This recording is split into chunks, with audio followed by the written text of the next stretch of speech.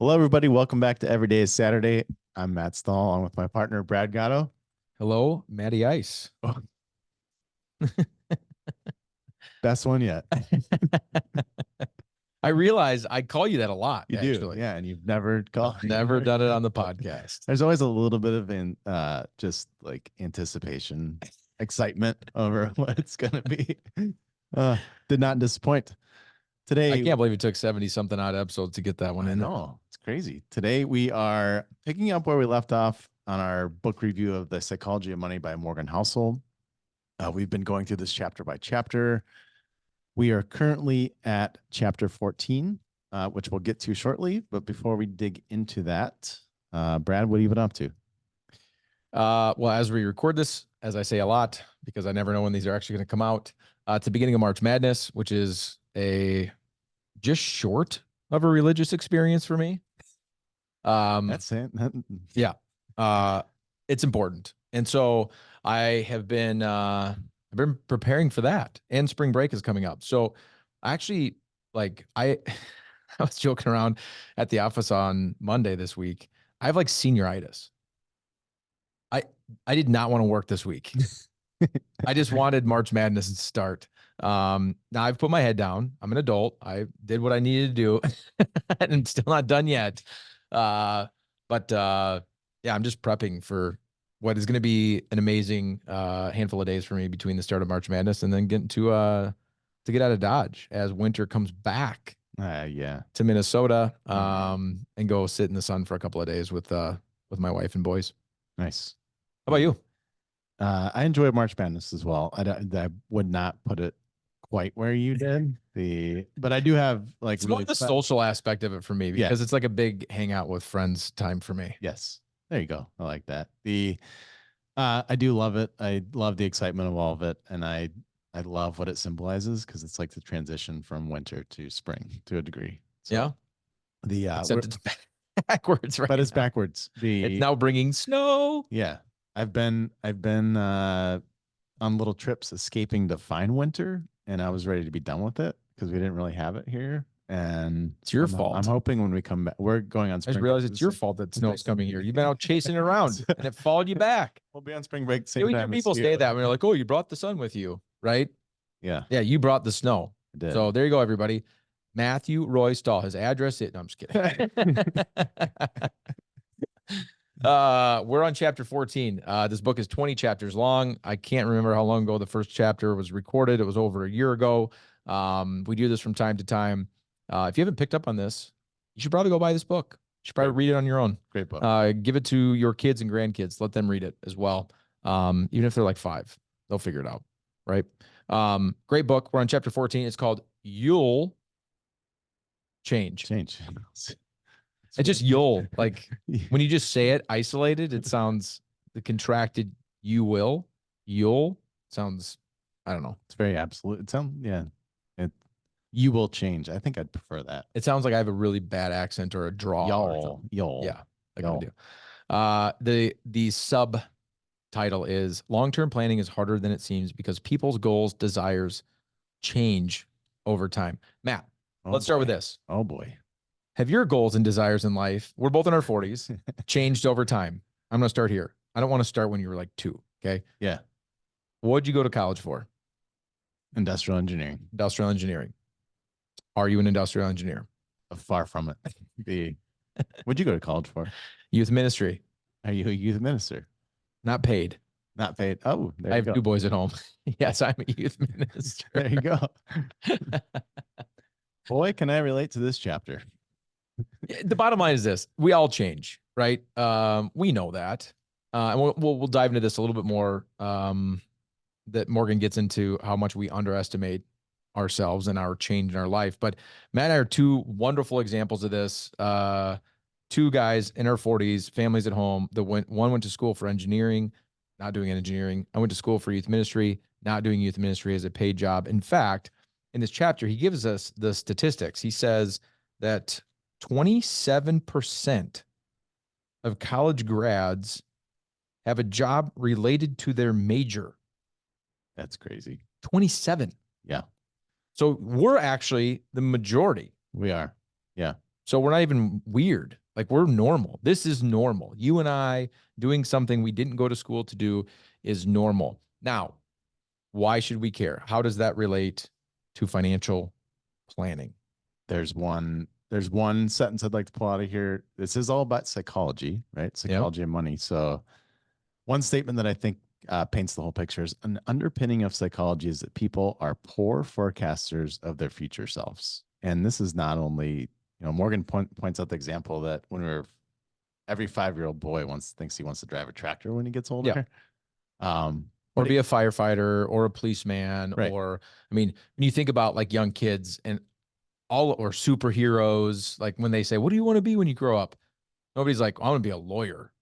Right. Or I want to be a doctor. Well, maybe doctor. Maybe doctor. Or a financial advisor. Or what was your answer? When I was 5? Yeah. For sure, a farmer. Farmer. Yeah. I mean, I grew up in rural Iowa, and my one of my favorite things to do when I was that age was ride in the tractor with my uncle. Huh. This was before buddy seats. Tractors have buddy seats now. Did you know that? I did not. I haven't been in a tractor for a long time. Yeah, like you get in a tractor now, and this, like, if you ever rode in a tractor when you were little? Oh yeah. Where'd you sit? On the lap. On the lap or on the arm of the chair. Oh yeah. Now there's a whole separate chair. Huh. Just for that. It is so popular that 5-year-olds want to be farmers that they put a seat in there. Oh my gosh. Yeah. So there you go. That's what we want to be. Now you grow up. Most of us don't be those things. I was way off the mark. Professional wrestler. You want to? I was determined. Natty Ice from the top rope. That type of professional wrestler, like WWE, or like yeah. Yes, WWF. Yeah. That is WWF. Who is your favorite? Ultimate Warrior. Okay, he was crazy. He was crazy. But I think the point is, even though that's kind of a silly example of us, thinking about back when we were 5 to 10 years old, but this continues on throughout life as well. So let me read it one more time because it's important. An underpinning of psychology is that people are poor forecasters of their future selves. And then he says later, this has a big impact on our ability to plan for future financial goals. Now, our fiat job, we are financial planners. We do a lot of long-term financial planning. The hard part of that is we will change, and we sometimes underestimate that. I gave the statistic, 27% of people are actually getting paid to do a job related to their major. He gives another stat here that's interesting. 29% of stay-at-home parents have a college degree. Yeah. And I guarantee you, none of your classes were how to change a diaper, how to get your kid to actually do their chores, how to get your kid to pick up after themselves, how to manage a teenager. What do you say when your kid talks back to you? How do you navigate them transition to becoming a teenager? When your kid's going through puberty and they start having all these emotional swings, like how do you deal with it? You can't tell that we have teenagers at all. Nope. Parenting a teenager it's a different job than parenting to this point. I don't know. Wild world. It is crazy. It's a different set of challenges. I would rather be getting up 5 times at night because I have a baby than deal with some of the emotional versus physical. Holy moly. There's labor either right? way. At least with a baby, it's black and white. Right. Eat, sleep, poop. Yep. I know, rinse and repeat. I have no idea what my 14-year-old needs from me. I'm right there with you. Boy, this just got deep. All right. So there is a psychologists have named this tendency, the end of history illusion, is the tendency the psychologists call the tendency for people to be keenly aware of how much we've changed in the past, which is what we're talking about, but underestimate how much they're going to, whether their personalities, desires, goals are going to change in the future. I think we read this. It's Daniel Gilbert. He's a Harvard psychologist. So he says that every stage of our lives, we make decisions that will profoundly influence the lives of the people we're going to become. And then we become those people. We're not always thrilled with the decisions we made. So young people pay good money to get tattoos removed. The teenagers paid good money to get. Middle-aged people rush to divorce. Young adults rush to marry. Older adults work hard to lose what middle-aged adults worked hard to gain. On and on and on. Yeah. He just continues there and says, all of us are walking around with an illusion. the illusion that history, our personal history, has just come to an end, and that we have just recently become the people that we were always meant to be and will be for the rest of our lives. And goes on to say that that same research shows people from age 18 to 68 underestimate how much they will change in the future. Yeah, how many 68-year-olds are walking around going, yeah, I got a lot of change left in me. Yeah, not typical. I mean, even in our 40s, like Right. I feel like we're hitting stride. Now, different for you, maybe, because you just made a major life change. I did. And so hard for you to. I've got 2 more careers. So what we should take away from this is that, yes, we can all look back and understand with the benefit of hindsight and history. Yeah, changed a lot. And I think a lot of people that are listening are probably having, their own ticker tape run through their head of their story of, yep, I thought I was going to do this. That didn't happen. This didn't happen. That did happen. I didn't expect that. And understanding how the paths that we've taken in life aren't exactly how we anticipated them to be. That's not a good or bad statement. Could be amazing that it didn't work out the way that you wanted it to work out or thought it was going to work out. But the psychological kind of warfare that we have going on in our head is that from today forward, that change is going to dissipate. And that, of course, has a major impact on financial planning. So he gives us 2 pieces of advice on how to deal with this, knowing this and understanding that we all underestimate the amount of change that's coming in the future.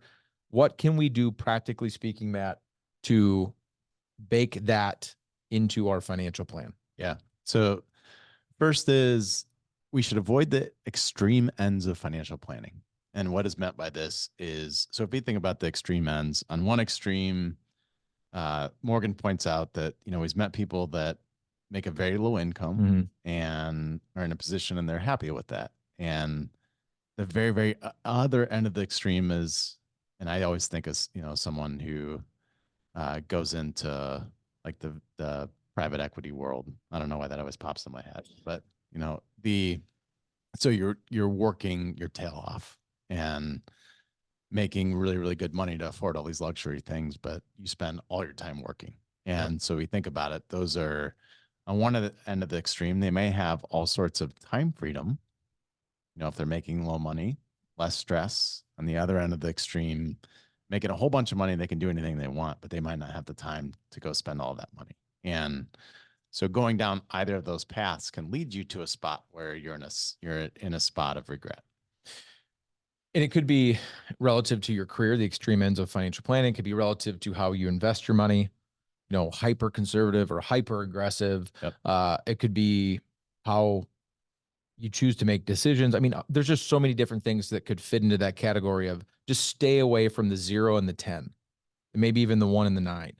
Try to understand or incorporate that change is going to happen. And when change happens, I need flexibility. And if I'm on one extreme or the other, I'm missing out potentially on flexibility I need in my life. Yep. So the second thing he says here. There's one more thing I'd like to put. So sure. There's a statement in here that I think is great. And he points out that, this is true not only from a career standpoint, but also from a financial planning and savings standpoint, also in relationships. And endurance is key. And one statement that I think makes a lot of sense. He says, aiming at every point in your working life to have moderate annual savings, moderate free time, no more than a moderate commute, and at least moderate time with your family increases the odds of being able to stick with the plan. So I think that's a really, really good takeaway. It's like crash dieting. Oh yeah. Right. Don't crash diet because you can't stick with that long term. And usually it yo-yos back and is even worse on the back end is kind of what I think of when you read through that. So yeah, financial planning is exactly the same. Don't do anything super extreme. Don't try to be a super saver one year and save nothing the next year. Don't try to, like we talked about before, extreme risk or no risk, extreme poverty, living a life like where you're just like, I can live on nothing, or chasing that life where you spend everything, that kind of deal. So secondly, we should come to accept the reality of changing our minds. This is a hard one. Yeah. And we've talked about this. I think in past episodes, we talked about the sunken fallacy cost, which we'll get to in a second. But the quote he has in here that I want to actually read is, when you accept the end of history illusion, which we referenced before, you realize that the odds of picking a job when you're not old enough to drink that you will still enjoy when you're old enough to qualify for Social Security are low. I think Just think about that. Your 18-year-old self is making decisions for your 65-year-old self. Yeah, I think I had a distinct advantage here because I was so immature at 18 that I had no idea what I really wanted to do. Really wanted to do. So, There's a joke in there. there, but it is, you know, You accepting just the change your fact mind this again. is- yeah, I just did again. I think I might. I think The excuse you gave for not having your mind made up was immaturity. So I think I may have accepted this one. it's just really important to know or to understand that you will change your mind again. I mean, if you're playing the odds, like the odds are you're going to change your mind again. And from a financial planning perspective, that means you need to build in the ability to do that, the flexibility to do that. Right. There is, I think we've referenced Daniel Kahneman before. When Yep. we talk a lot about behavioral finance. I think it was in a and inner circle workshop. It was, yeah. But he's one of the, you know, the primary figures in the behavioral finance world. And another person that worked with him had asked him at one point how, because he changes his decisions all the time, and he asked him how he can live with, you know, completely changing his decisions, and his response was, no, I have no sunk costs. And I think it's really fascinating to bring that back to the behavioral finance side of things. Like, if I choose a career and I stick with that and I'm completely miserable just because I think I have to do that, that's a perfect example of a sunk cost. You know, thinking, all right, I'm this far along, I got to keep doing it. Yep. So might as well finish it. Yeah, financial planning is really simple and easy when you sketch everything out on paper. Yeah. And if there's one through line through all these chapters, it is, we talk a lot about how the world around us is changing all the time. I think we could probably talk more about how ourselves are changing. I mean, we do reference that a lot. We live in a rapidly changing world, but it is really, really interesting to bring that back and acknowledge, like, yeah, we change and we're going to continue to change. Yeah. And all the more reason why it's important to have a financial plan and understand that it's not a one-time thing. And review it and be willing to change it. Right. Based on the current circumstances. He says in here, sunk cost, anchoring decisions to past efforts that can't be refunded, are a devil, it's a strong word, in a world where people change over time. They make our future selves prisoners to our past, different selves. It's the equivalent of a stranger making major life decisions for you. Your past self may be a stranger to who you are today. Right. You may completely have changed. And it could be everything from the major things like your faith or religion type, because people make changes in that in their life. They make changes in their politics. They make changes in their family situations. They make changes in their job situations, like all these big kind of anchoring things in our life. There's not too many people you meet that have been the same kind of person for decades and decades and decades. And the funny thing is, Matt, if you think about it, people say they say this all the time in like a surprised tone. They're like, yeah, they've changed. Can you believe it? I think it should be the other way around. It's like, wow, they are the exact same person that they were 40 years ago.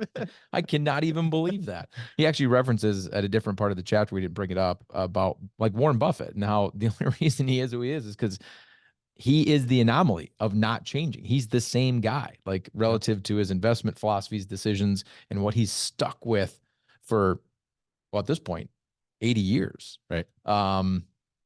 And so we've changed, and that past self of you that made decisions for who you are today can possibly hold you prisoner.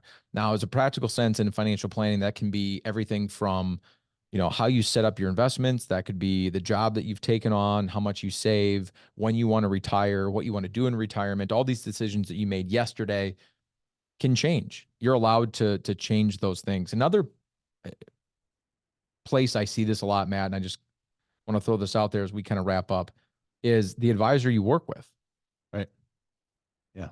we see it a ton where we meet families and they're like, well, I've just always worked with this guy. And they know, and sometimes they even admit it. They're like, I know this isn't in my best interest, but sunken fallacy cost, I've always done it this way. So I'm always going to keep doing it this way. Can be extremely costly. At Fiat, one of the things we constantly talk about is how we're really focused in this idea or concept of teaching people how to spend money, work their way down the mountain, not their way up the mountain, that kind of deal. And that's a different set of skills. It's a different set of facts, expertise, all that kind of stuff. Different part of financial planning. And we meet a lot of people. I meet a lot of people, Matt, that work with advisors that are really good at helping them get up the mountain, but then don't make that change because of this sunken fallacy cost, or again, your past self making a decision for your current self or your future self, to somebody that would suit them better or just be a better guide for this particular stage of their journey. Yeah, it's great. So anyway, when it comes to financial planning, it's just important to understand that you're going to change. It's very interesting. I'll just close by bringing back up the stat that Matt read earlier, which was that people between the ages of 18 and 68 underestimate how much they will change in the future. And so admitting that you will continue to change, your opinions will change. I think there's some ego in that too. Yeah. Oh, absolutely. I'm not. Yeah. I believe this now. And if I change my belief in the future, that means I was maybe wrong now.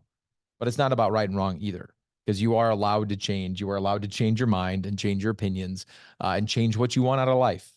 And actually, the more that you can accept that, recognize it, and live in it, I think the better off in a lot of ways you could be when it comes to something as practical as financial planning and the long-term plans that you kind of set out for yourself. So you want to add anything to that before we? You hit it, man. You hit it on the head. Yes.